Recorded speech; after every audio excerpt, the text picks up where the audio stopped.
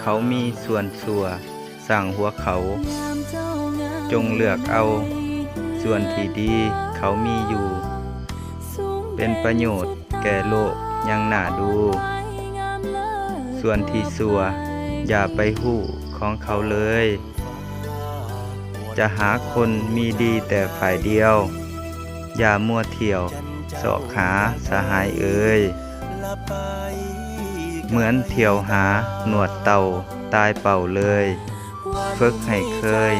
เบิ่งแต่ดีมีคุณจริง